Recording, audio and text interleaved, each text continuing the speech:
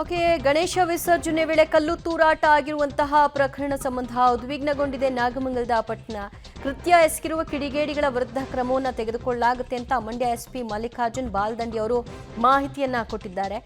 ಮೆರವಣಿಗೆ ಸಾಗ್ತಾ ಇದ್ದಂತಹ ಸಂದರ್ಭದಲ್ಲಿ ದರ್ಗಾ ಬಳಿ ಮೆರವಣಿಗೆ ಸಾಗ್ತಾ ಇದ್ದ ಹೊತ್ತಿನಲ್ಲೇ ಕಲ್ಲು ತೂರಾಟವನ್ನ ಮಾಡಲಾಗಿದೆ. ಈ ಕೃತ್ಯ ನಡೆದ ನಂತರದಲ್ಲಿ ಪೊಲೀಸರು ಭದ್ರತೆಯನ್ನು ಹೆಚ್ಚಿಸಿದ್ದಾರೆ. ಶಾಂತಿ ಸ್ಥಾಪನೆಗೆ ಅಲ್ಲಿ ಮುಂದಾಗಿದ್ದಾರೆ ಅಂತ ಮಾಹಿತಿ ಹಂಚಿಕೊಂಡಿದ್ದಾರೆ. ಹತೋಟಿಯಲ್ಲಿದೆ.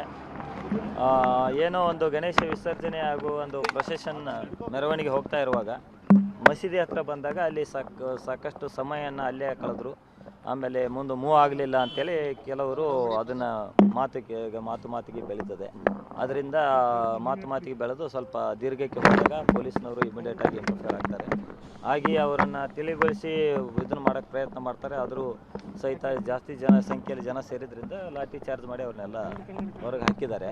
ಅದಾದ ನಂತರದಲ್ಲಿ ಪೊಲೀಸ್ನವರು ಹೊಡೆದ್ರು ಅಂತೇಳಿ ಅದನ್ನು ನೆವ ಇಟ್ಕೊಂಡು ಪೊಲೀಸ್ ಠಾಣೆ ಮುಂದೆ ಬಂದು ಒಂದು ಇದು ಮಾಡ್ತಾರೆ, ಪ್ರತಿಭಟನೆ ಮಾಡ್ತಾರೆ. ಆ ಒಂದು ಸಂದರ್ಭದಲ್ಲಿ ಆ ಕಡೆ ಇನ್ನೊಂದು ಕೋಮಿನವರು ಸಹಿತ ಅವರು ಸಾಕಷ್ಟು ಸಂಖ್ಯೆಯಲ್ಲಿ ಜನ ಸೇರಿ ಒಂದು ಕಲ್ಲು ತೂರಾಟ ಮಾಡ್ತಾರೆ. ಮತ್ತು ಯಾವುದು ರೋಡ್ ಸೈಡ್ ನಿಲ್ತಿದ್ದು 4-5 ಬೈಕ್ಗಳಿಗೆ ಬೆಂಕಿ ಹಾಕಿದ್ದಾರೆ. 1-2 ಸಣ್ಣ ಪುಟ್ಟ ಅಂಗಡಿಗಳಿಗೆ ಬೆಂಕಿ ಹಾಕಿದ್ದಾರೆ. ಉಳಿದಂತೆ ಕಂಟ್ರೋಲ್ನಲ್ಲಿದೆ. ಫೈರ್ ಇಂಜಿನ್ನು ಮತ್ತು ನಮ್ಮ ಪೊಲೀಸ್ ಫೋರ್ಸ್ ಸಾಕಷ್ಟಿದೆ. Complete situation control.